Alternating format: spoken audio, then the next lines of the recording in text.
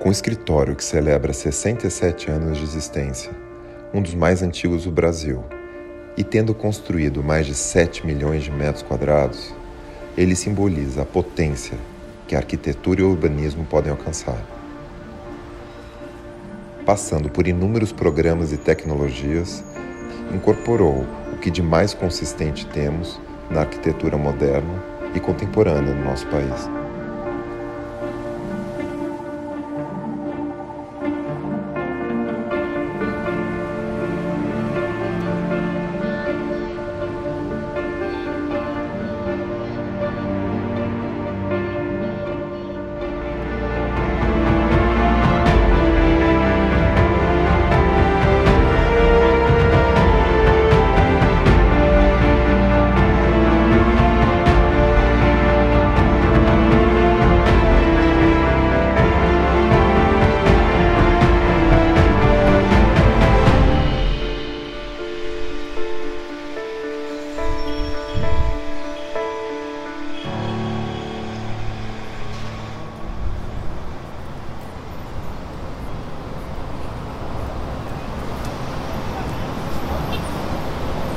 O Faria Lima fez esta proposta de esse túnel até aqui, emergindo ali, para fazer a união, esta ligação à esquerda.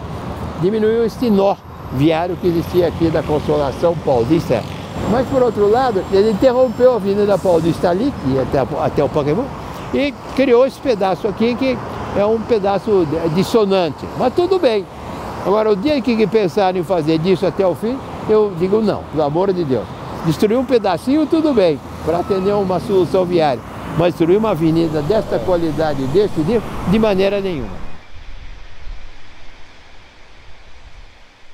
Este aqui é um prédio bem antigo. Esse aqui na esquina, né?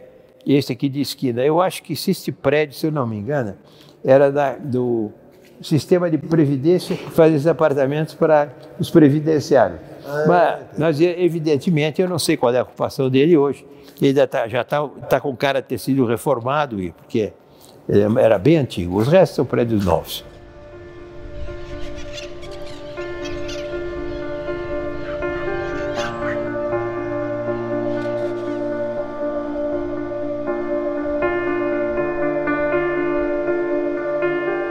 Acho que este prédio, de uma certa forma, marca. É um prédio que não tem nada de especial a não ser o uso do vidro de uma forma mais especial. O vidro curvo, ele quebra os cantos e a volumetria torna-se mais macia. Mas é um prédio muito interessante, dentro das limitações da área, do tamanho, tudo. É um prédio baixo, com grandes áreas. E ele está situado num ponto da Paulista que ela ainda não é paulista.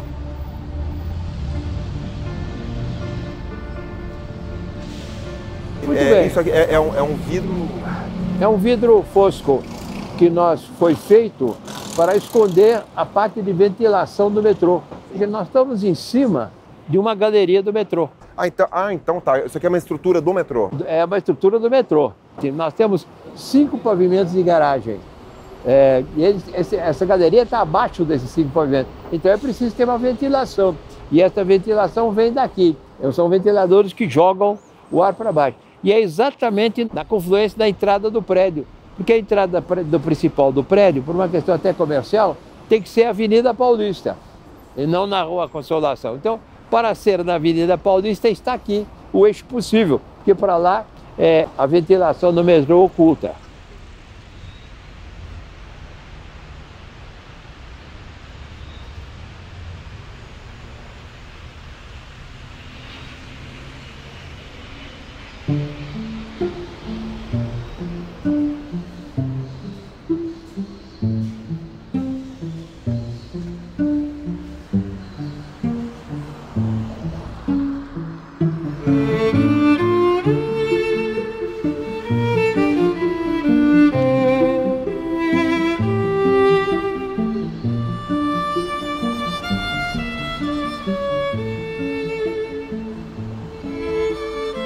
Quantos anos tem esse projeto, seu Bonte? Cerca de 60 anos. Algum tempo já, né? Já era um projeto moderno na época. Atendia as condições e propostas da arquitetura moderna e, de uma certa forma, a tecnologia que existia na época. Quando nós fizemos esse projeto, evidentemente ele tem uma superfície muito grande para o exterior e não tinha sentido a gente fechar esse espaço quando a gente podia, abrindo, dar uma integração entre o espaço interior e o espaço exterior para a pessoa sentir o ambiente. Isso foi feito. Só que, quando você faz isso num edifício de apartamentos, surge um problema. Há excesso de iluminação, excesso de insolação e, se você não tomar cuidado como você diminui esse excesso de insolação e iluminação, você tem um problema de ventilação. Então, nós resolvemos da seguinte maneira. O caixilho é o caixilho tradicional de vidro que fazia e se faz até hoje. Para proteger esse caixilho, o interior, nós resolvemos colocar persianas. Esse prédio frequentemente é citado como um dos preferidos dos arquitetos e já é um prédio datado com 60 anos de idade. A que o senhor atribui essa preferência, esse carinho que os arquitetos têm por essa edificação? Esses edifícios de madeira, até em função da época e da possibilidade de fazer, se tornaram um pouco icônicos. A reprodução de soluções similares tornou-se muito mais difícil e mais cara. Então, eles passaram a construir um elemento de referência. E como elemento de referência, evidentemente, mais conhecidos, então mais gente os conhecendo veio a gostar deles.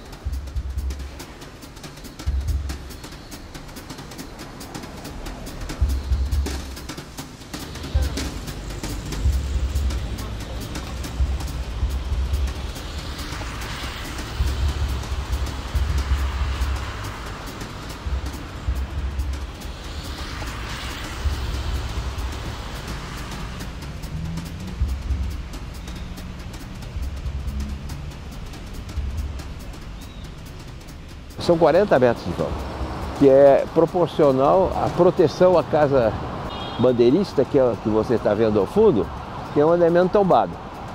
Embora ele seja totalmente reconstruído, nem por isso ele deixa de ser tombado.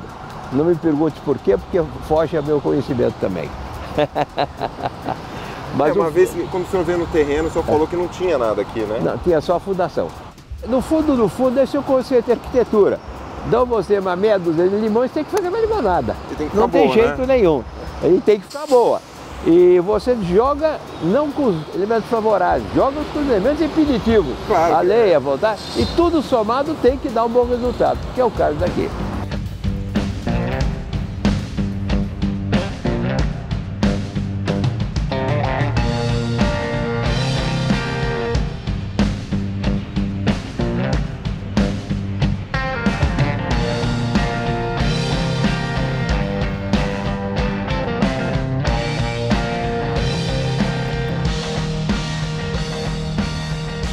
Então você tem aqui essa passagem, essa viga imensa, que segura tudo e de certa maneira,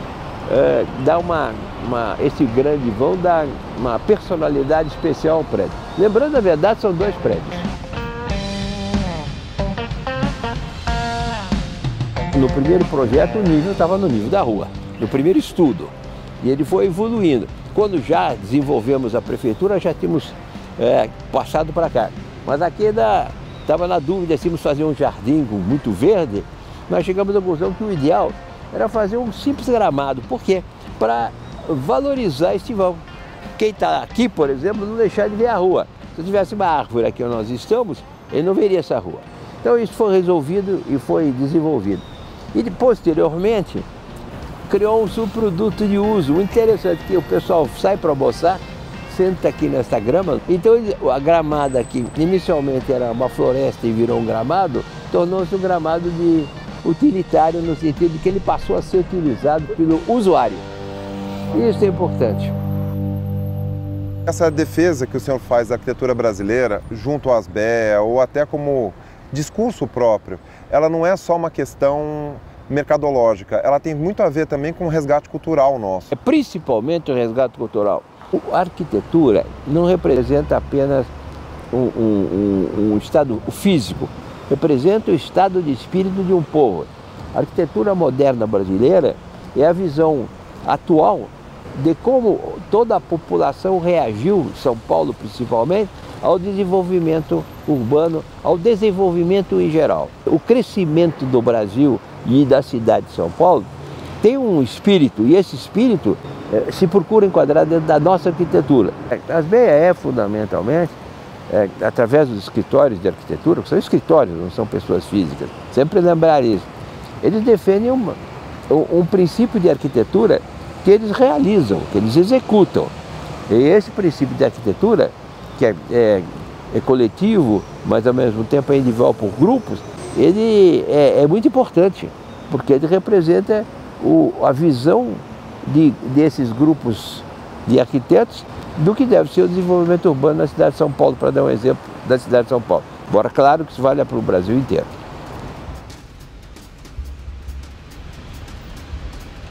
A Avenida Faria Lima é um marco na cidade de São Paulo. O conceito dela transcende o conceito urbano. Ela é um marco, inclusive, político. E isso é muito importante. Ela é hoje uma das vias mais importantes do ponto de vista comercial em São Paulo. E dentro da via tem um ponto de referência, assim, esse edifício. É um ponto de referência, inegavelmente. Então, a arquitetura, quando ela atende todos os seus objetivos, ela passa a ser um elemento marcante da paisagem. E esse é um elemento marcante da paisagem aqui na Faria Lima, sem dúvida nenhuma, esse prédio.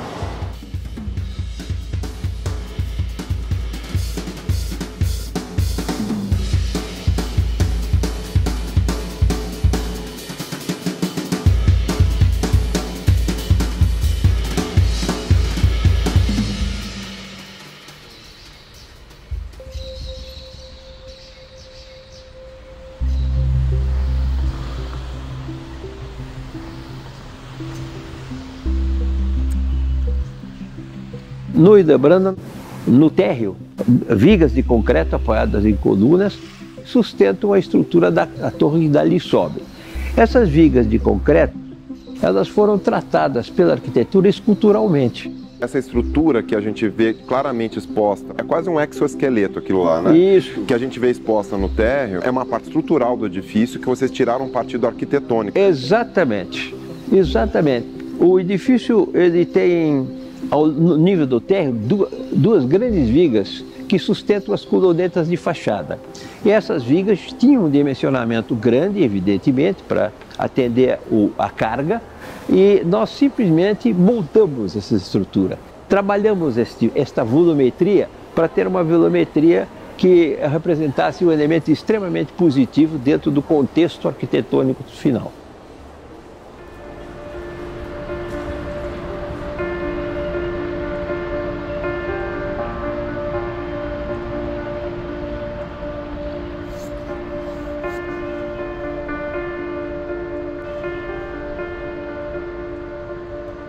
O Senu inteiro são quantos prédios? São 3 prédios. O hotel e mais 2 prédios comerciais, mas muito grandes todos eles. O senhor me contou que o hotel ele não fazia parte de uma ideia original do projeto, ele apareceu depois, né? Eram 3 edifícios comerciais. E um dos edifícios comerciais, em função de uma demanda que apareceu, foi transformado no Hilton, Hotel Hilton. Entendi. Ah, então isso foi no decorrer da... No decorrer da execução e implantação já do projeto. Um prédio em construção, um prédio em construção. Qual que é a metragem hoje do Senu completo? O Senu, somado aos 2 prédios que foram construídos posteriormente da parte posterior, e somado à torre que surgiu aqui, a última torre surgida, eles representam 3 projetos diferentes, em épocas diferentes. Esses 3 projetos, embora realizados em épocas diferentes, volumetricamente entrosados, nem podia ser de outra forma, porque eram projetos nossos. Mas o total deles, eles chegam a cerca de 450 mil metros quadrados. Nossa Senhora. Nesses anos todos da Bote Rubim, hoje, o senhor tem uma ideia do volume de projetos que vocês já construíram, assim, mais ou menos? Nós fizemos um levantamento, chegamos à conclusão de projetos construídos, porque houve muitos projetos não construídos, nós atingimos um valor acima de 7 milhões de metros quadrados, 7 milhões e 200, 7 milhões e 300 metros quadrados. A arquitetura, para mim, é um trabalho de equipe. o resultado final é um. Ou é bom ou é ruim. Não tem meio termo, né? né? Tem meio termo. E isso, todo mundo contribui para esse resultado. Se alguém erra, o resultado é ruim. Dá um orgulho de ter ajudado a desenhar a cidade de São Paulo? Evidentemente. Cada edifício que nós temos é um marco. Para mim, principalmente. Alguns são marco para a cidade, mas todos são marco para mim. E quanto ao ego, eu devo dizer a você o seguinte: é natural o ego do arquiteto, mas também é natural que ele saiba enxergar o ego dos próximos, dos outros, principalmente dos outros arquitetos. Eu nunca trabalhei sozinho. Eu trabalhei no começo com o Mark, só 2, depois chegamos a ter 30 arquitetos. E sempre tive um profundo respeito pelo profissionalismo desses colegas que trabalhavam comigo. No sentido de que, se eles não criticavam, eu pedia crítica, porque é importante. Você não pode fazer autocrítica à arquitetura, alguém precisa fazer. Se você achar que é importante, você defende seu ponto de vista. Mas mesmo defendendo seu ponto de vista, sobra alguma coisa que você vai pensar de noite. E é isto que faz uma boa arquitetura.